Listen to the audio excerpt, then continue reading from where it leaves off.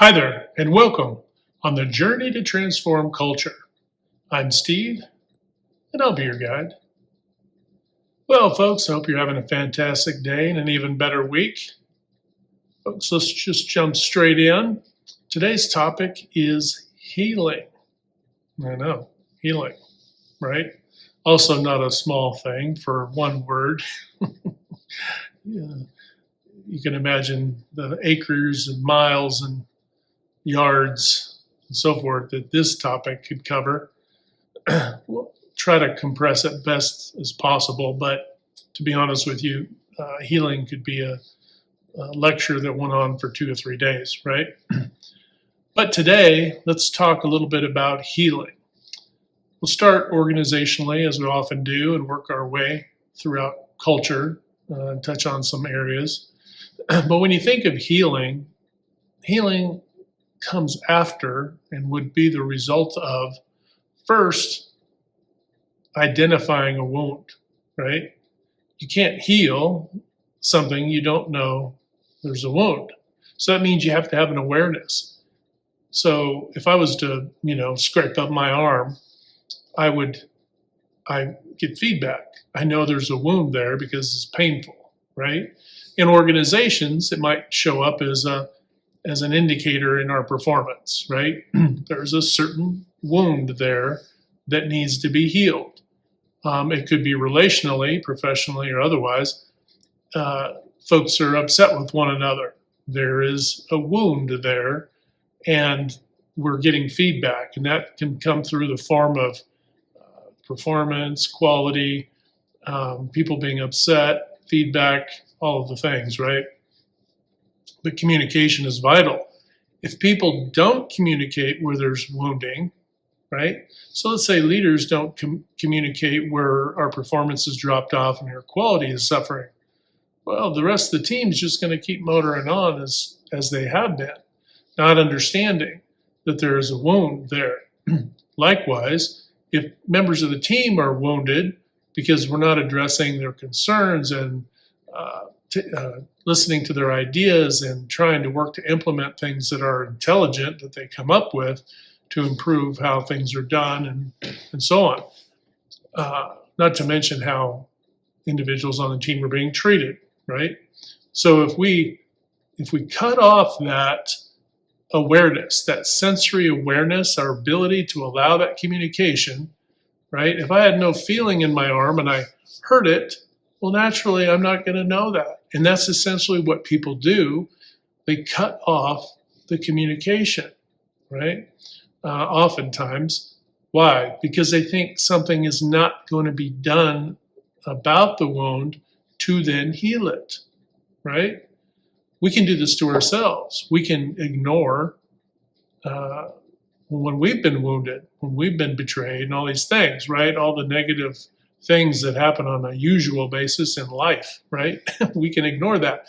We can cut that off. But the problem is it doesn't mean the wound's not there. And on top of that, it means it's an unhealed wound. And if you get in the habit of doing that individually or as a team or organization or anywhere in culture, in any groups as well, if you're either the one cutting off that communication, whether it be for yourself or for the broader group, when you're cutting that off and then we make cutting off that communication part of our normative behavior, well, now we're just accumulating wounds. And these unhealed wounds, right?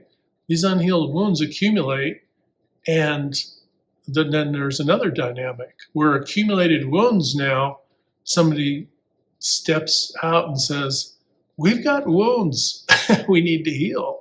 We've got wounds we need to heal. We need to figure this out. Well, if the rest of the team and the rest of people around them are in a cognitive dissonance where they have shut down their ability to sense and to feel, or shutting their humanity off, literally, then what do? They look at the one individual or two or whatever, the smaller, lesser group. They see them as, well, that's just, they poo-poo that and it's nothing. And this is where the team can gaslight individuals, right?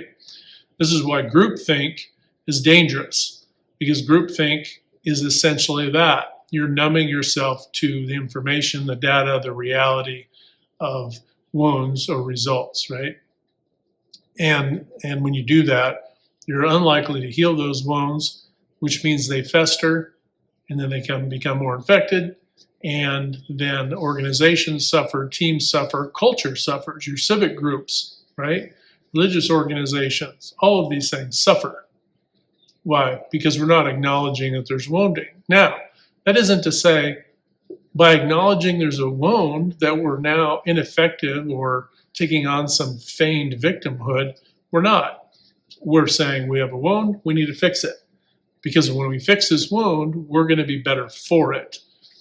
We can be more thriving in our lives when we heal this wound. It isn't to say that, oh, I have a wound, look at me, I have a wound, or the team, or the organization, or the performance. It isn't to make that, well, we could perform better if we had better tools, and then never ask for different tools, better tools, whatever. And then, right, so that's a feigning of a victim mentality. And we don't want to do that. We're all empowered to live and to take actions. Doesn't mean there aren't incidents in life where people can be victimized. It's not to minimize that.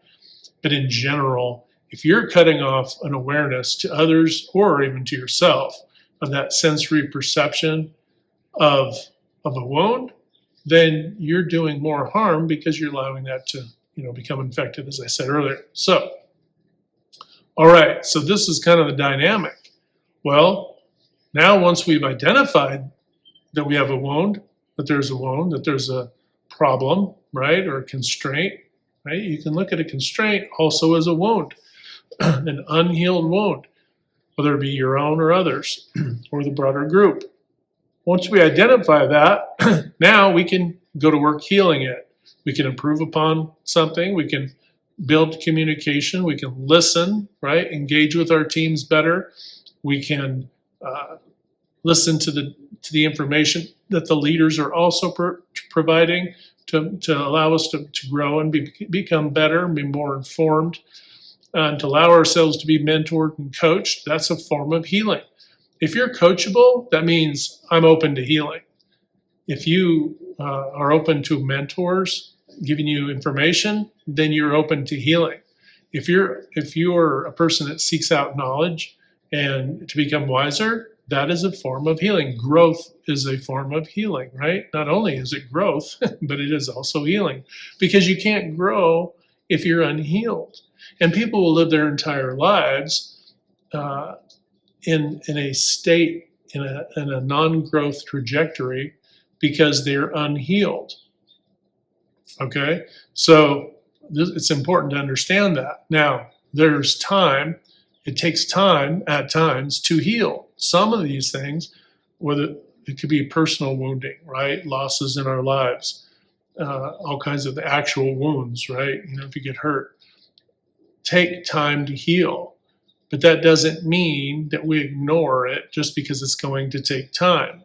We can't say, oh, well, it's going to take time to heal that wound. I don't have time to heal, right? We don't have time to heal. We have to take and make the time to heal. For individuals, it's grounding yourself, getting out there, eating the proper diet, exercise, getting rest, all these things, right? This is what facilitates healing.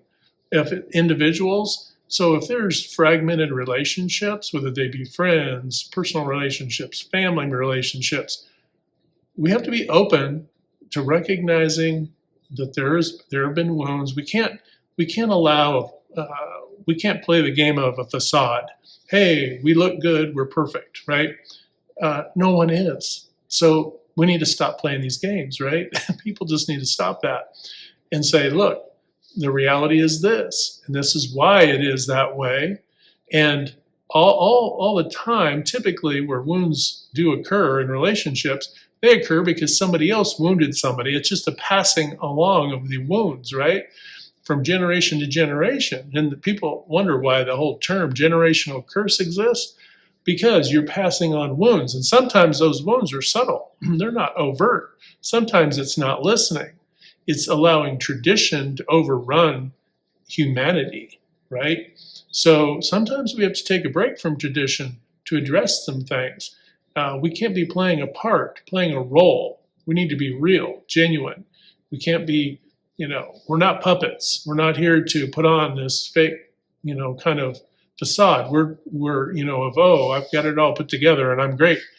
That helps no one, right? You are strongest. You are stronger as a leader, as a team member, anywhere in the chain of an organization, a group, family, doesn't matter.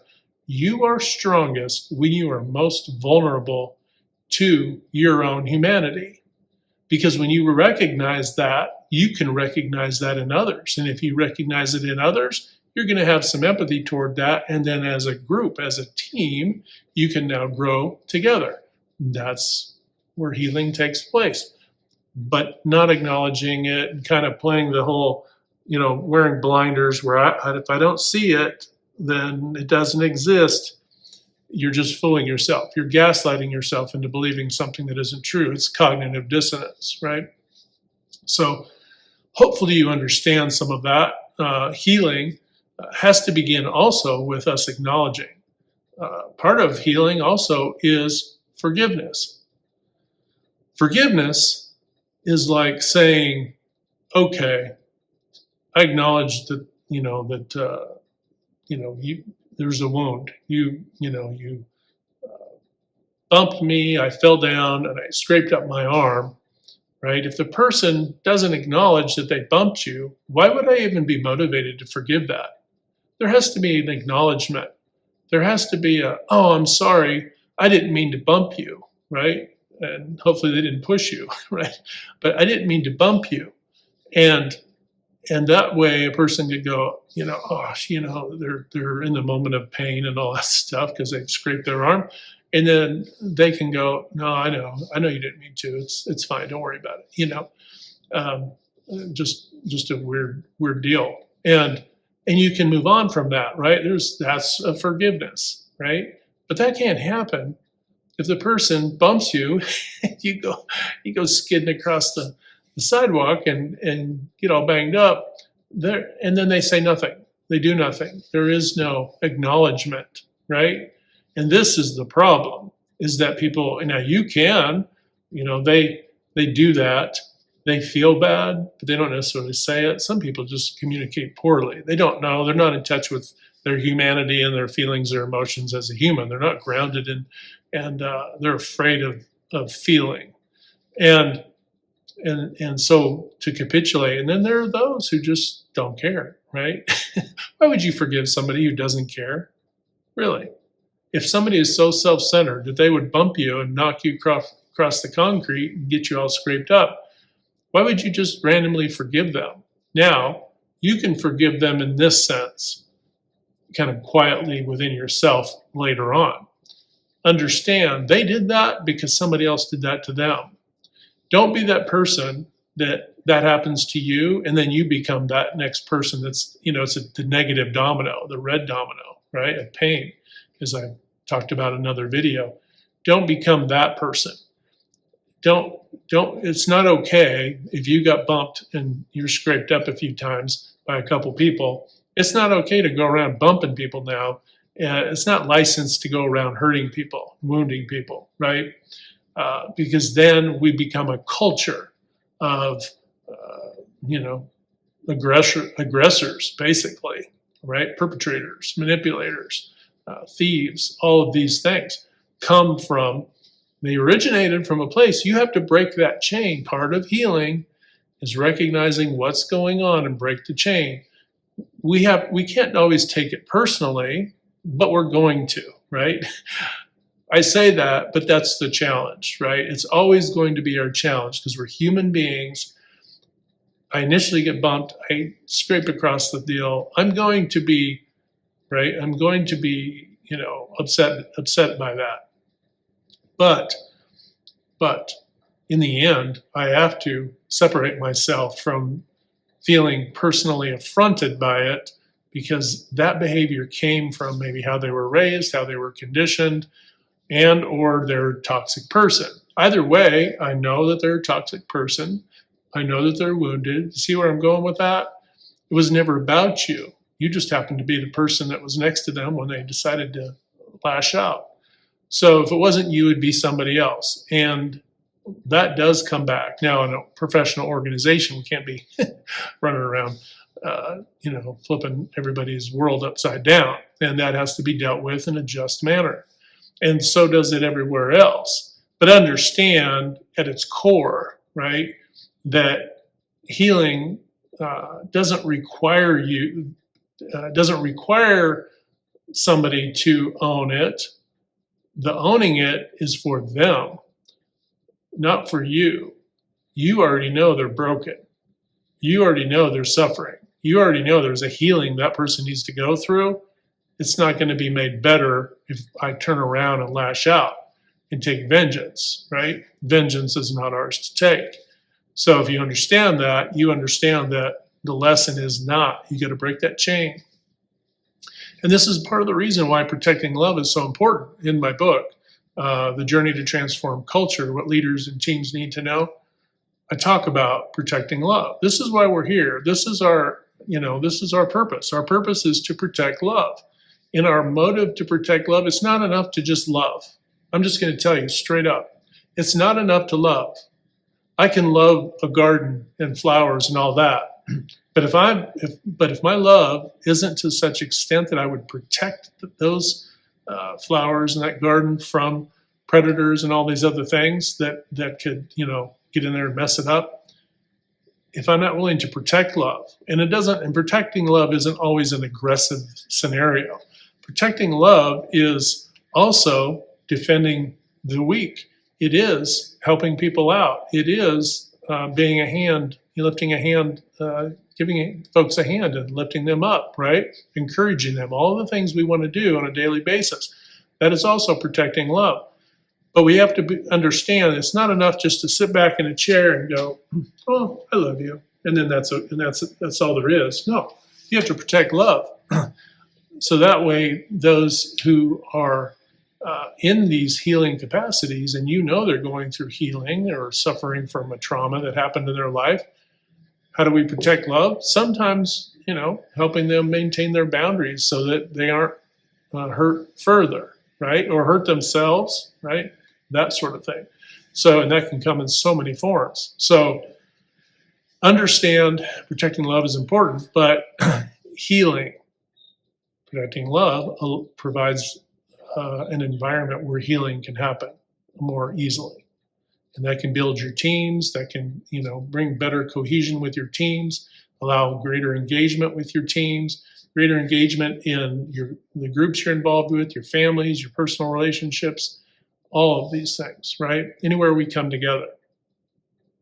Hopefully you understand a little bit about healing.